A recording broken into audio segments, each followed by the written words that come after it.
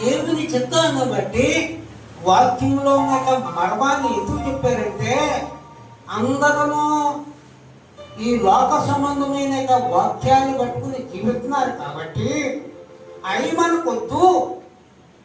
వాక్యం ప్రకారంగా జీవించాలంటే ప్రవర్తన చేర్చుకున్నవాడు ప్రవర్త ఫలమును పొందను, నీతిమంతుడు చేర్చుకున్నవాడు నీతిమంతుడు ఫలమును పొందినని నీతిమంతుని యొక్క వాక్యాన్ని చెప్పారు.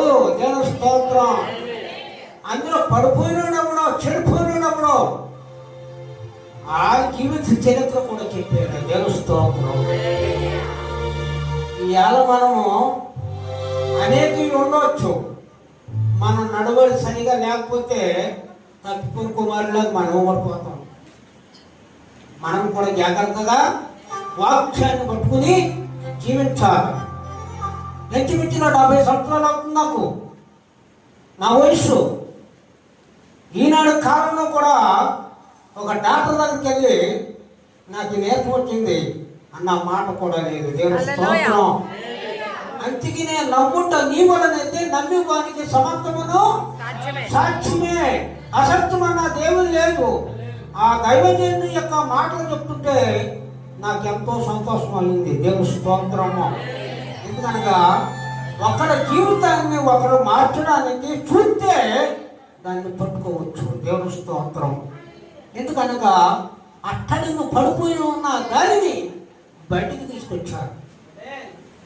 అందుకనే ఆ యొక్క నక్షత్రము యొక్క వెలుగును బట్టి ఆ ముగ్గురు జ్ఞానులు వచ్చారు.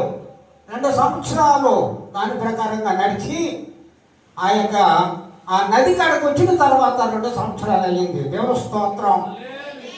అందుకని ఏ రోజు రాజధానికి వెళ్తే ఏమన్నా దొరికిందా?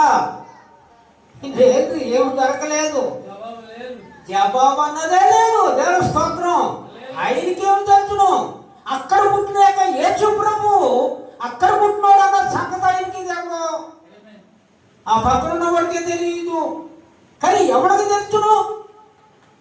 ప్రవక్తలకు తెలుసు. దేవుని స్తోత్రము. గొర్రెలు కాచుకుని కాపర్లకు తెలుసు. దేవుని స్తోత్రం. ఆలోచి ప్రార్థన చేసి ప్రతిఫలాలు పొందుకున్నాడు. దేవుని స్తోత్రము. మనము కూడా ప్రతిఫలాలు పొందుకోవాలంటే వర్తమానంలో ఉన్న భాగాలు చెప్పినప్పుడు అట్లా వినియోగించుకుని దాని ప్రకారంగా జీవిస్తే ఏది కావాలంటే అది చెప్తాడు దేవుడు. దేవుని స్తోత్రము. మన దేవుడికి ఏమీ లేకుండా ఉన్నవాడు కాదండి. ఈ భూమి పుట్టక మునిపే జగత్తు పునాది